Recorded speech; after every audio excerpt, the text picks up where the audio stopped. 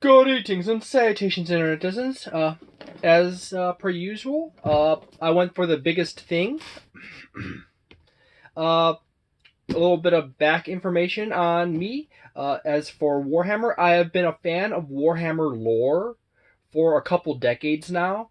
In the past 8-ish so years, I've become more and more proactive in learning lore about Warhammer 40k and Fantasy Battle and Age of Sigmar and such and so forth, and the history of Games Workshop.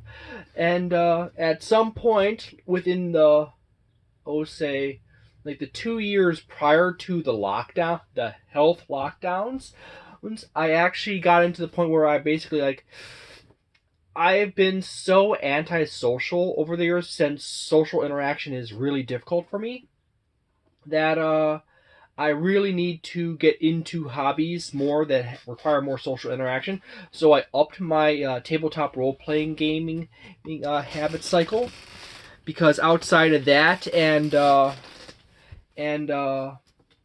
YouTube and work, I don't really socialize with people pretty much at all.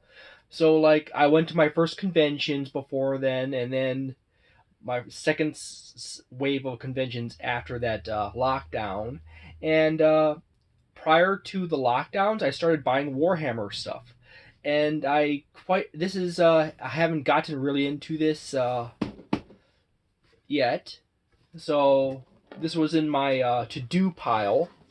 So this is the biggest box, the biggest starter box for Warhammer 40k 9th edition. It contains a ton of Marines and Necrons. It also includes the book and a whole bunch of player's aids. A nice little display of the armies on the backside. This is quite expensive. You were to go and buy it in the store, buy it online now, unless you come across a good source or a good deal. On Amazon, I think it's over $400 now. So it's probably not really worth buying it unless you truly want to buy a limited production starter set or more limited production starter set. So I pull off the top. This is quite nice. They have a nice black inside for the box. It lasts a lot longer. Beautiful artwork.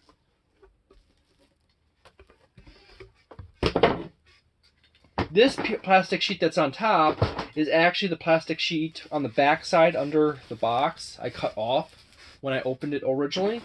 Then you have this top sheet that doubles as a protective sheet for the models under it, the sprues, and it also includes artwork.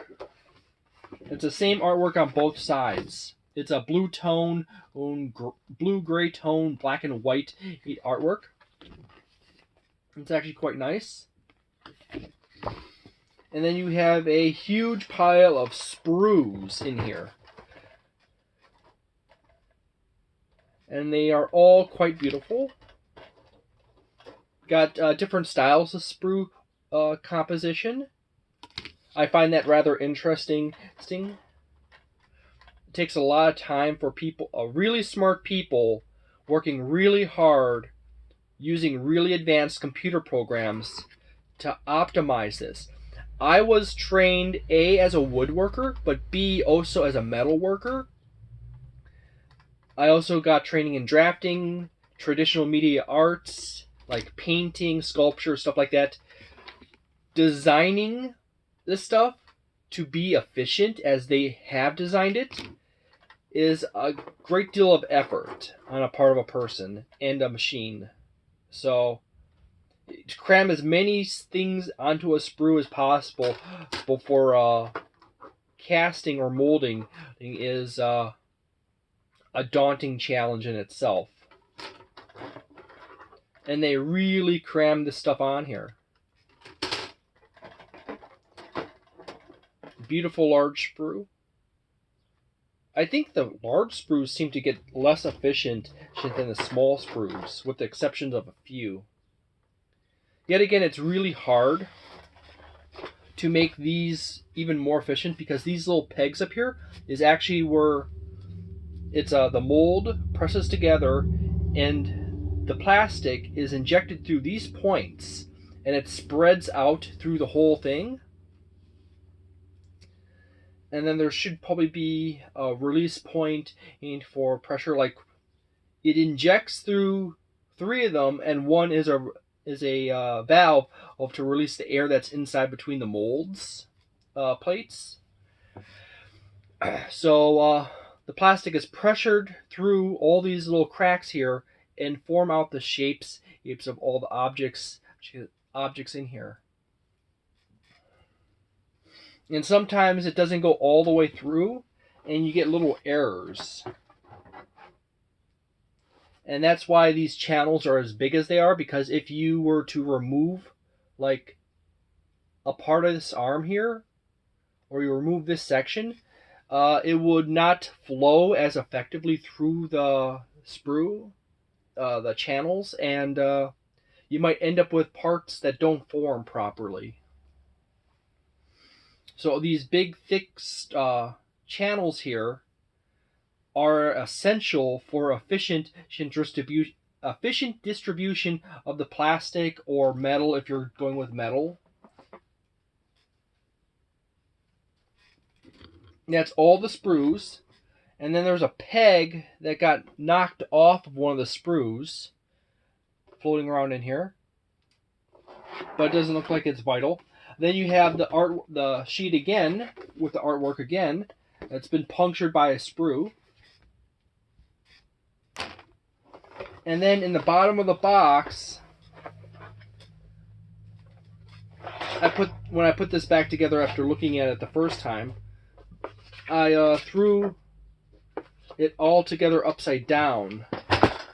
So if I pick it up and show it you proper direction, the books are upside down in here. There. Now they're right side up. So you got the transfer sheet for all the decals. You got the little Edge of Silence book, which also comes with the book on the backside aid for construction. Yet again, I did it again. I got the special core rule book art. It's still in the sleeve. And then in these side alcoves, you get some loose bases. And I literally had 2 of them fall on the floor of various sizes. And then you got a bag of all the small bases, elongated base, and so forth. So now I'm going to bend over and pick up the 2 bases that fell on the floor, throw them back in the box, and I'm going to go ahead and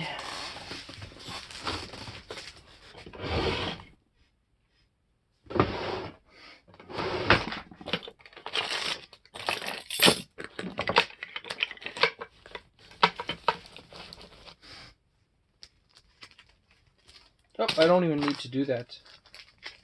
You just peel up the top. Got a nice little sleeve that you can keep reusing. And there's 2 books in here. One is the construction booklet, and one is the special box set scenario book. And you have the construction booklet, which is handy dandy. It shows you all the models that come in this box.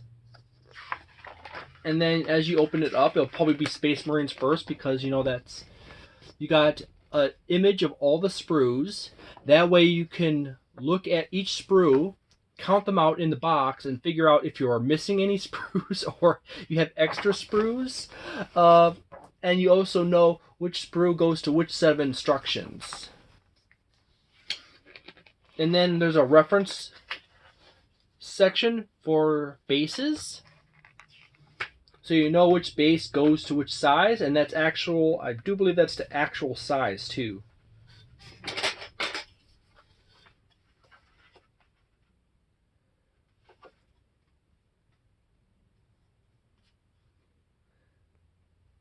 Yeah.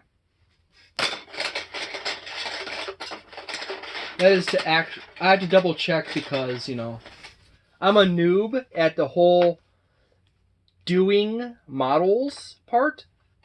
Even though I have experience doing sculptures and painting and stuff like that. So this will be fun. It's lettered out which of these transfers go to which models. And yes, this is correct. This is the actual size of all the bases. And it goes through all the models, how to construct them, and points out when you have multiple variations or options on the sprue for each model. So if you want to have a bear head or heavily armored head or moderately armored head, you can do that. Different options for weaponry. And then continuing through this, it shows you what bases go to what models. And then final pictures of the model once it's completed. And then it goes into my Necron boys. And it shows end results. And then there's the warriors. And then on the very back side, you have final photos of what they would look like, as well as some more instructions. In the case of the Age of Sigmar booklet like this, they will oftentimes have a little color palette section on the back of the book that shows you what brand of color or what color they use for each one of these. But they didn't do that with the 40K ones. So there you go. I'm going to toss that to the side.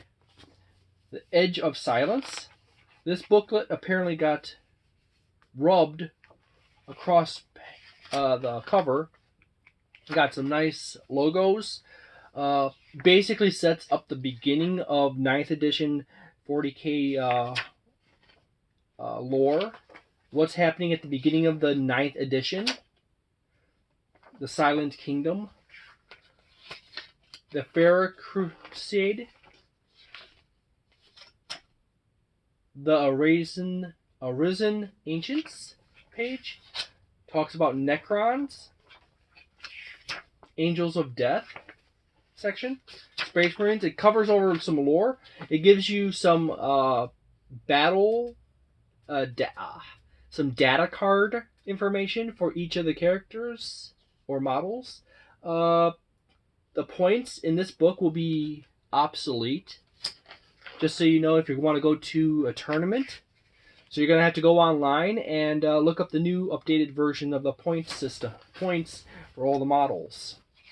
I heard Necrons recently got the points dropped and became projected to be OP. So that sounds delightful to me.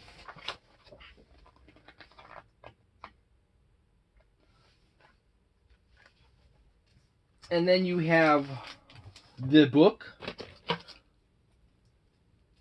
Interestingly enough, they went and decided to put Gilliman and oh my goodness, I think Abandon or Abaddon. Yeah, Abaddon on the cover. I have a brain fart. I'm having a hard time in remembering who that Chaos Space Marine is.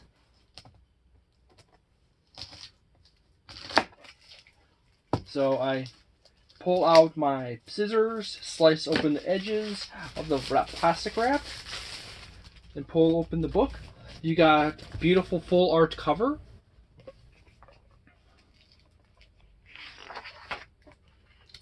Nice muted screaming background. The Indomitus box entry at the beginning.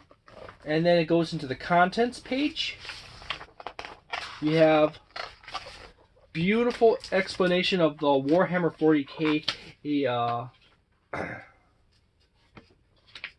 hobby, along with a lot of photos of various models and factions. There's a little section on painting, build paint. Then the gaming section. So the book starts out with basically the hobby stuff. You know, you're just new to Warhammer 40k, and this is the general overflow of it. And then it goes into lore, and you get this fold-out page with some beautiful artwork and maps.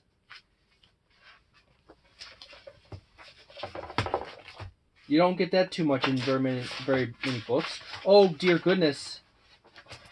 It actually is a double fold-out.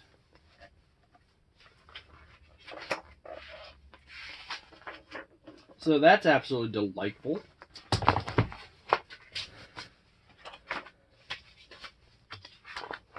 And it continues on. There's sections on the Imperium.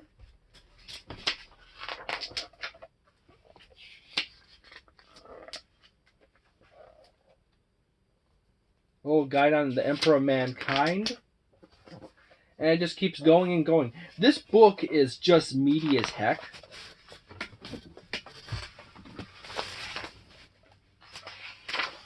Going over the various factions within the Imperium. And the Horde, Xenos, and Chaos entities. Beautiful cards, or card art for the Chaos Gods. I wonder at any point is Game Workshop ever considering to actually drag Skaven into 40k? Did they just gnaw through a hole into 40k universe? The Age of Darkness. There's tons and tons of artwork in here, tons and tons of lore and history, and you go through a huge section of lore. So I'm going to quickly cut ahead because this book is literally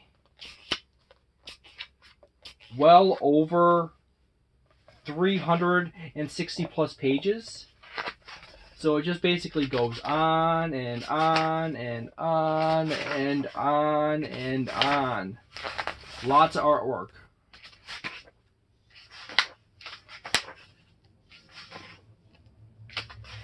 Goes into various Adeptus Astartes chapters and legions.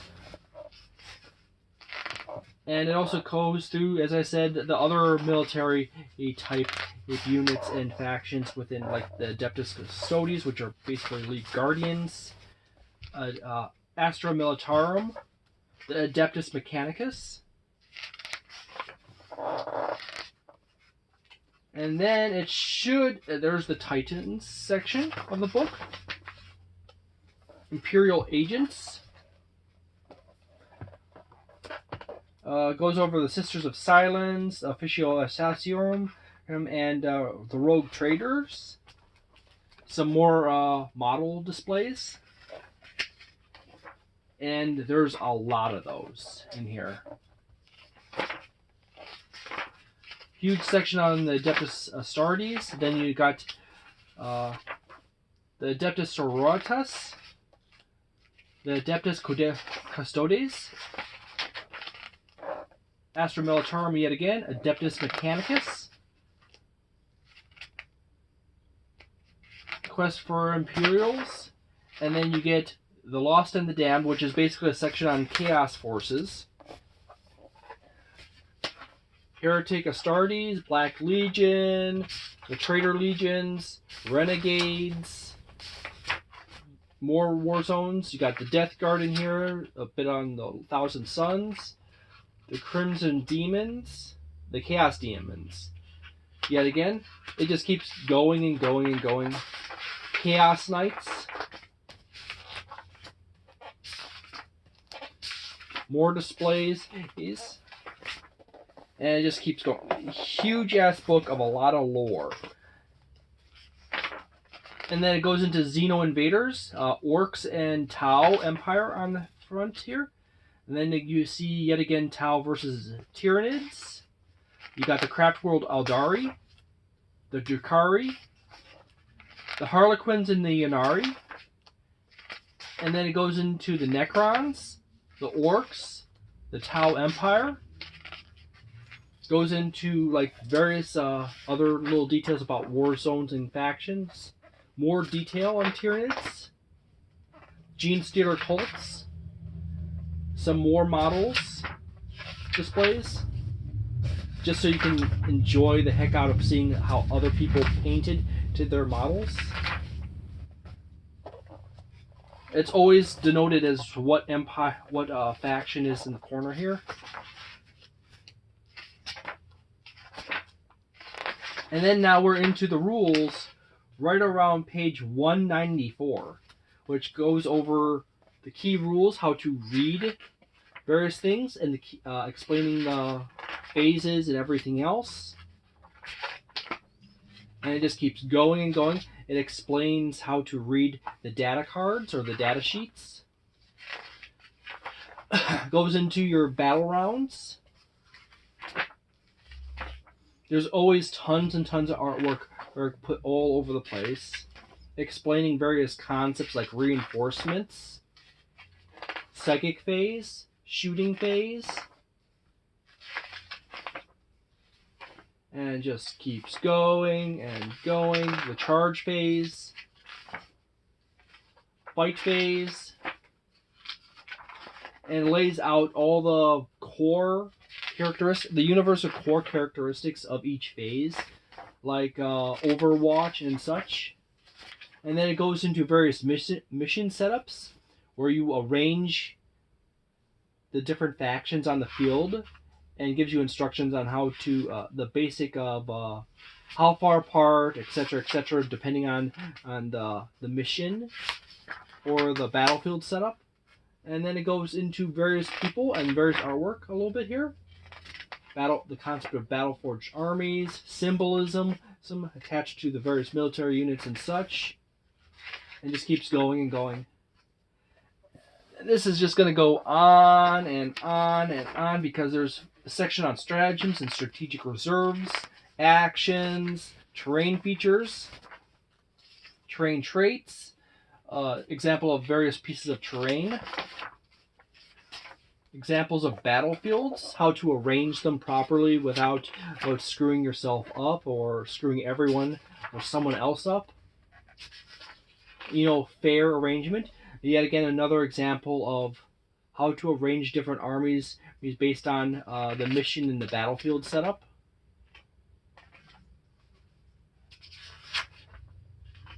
Suggestions for open play missions, matched play rules section, how to match up your armies.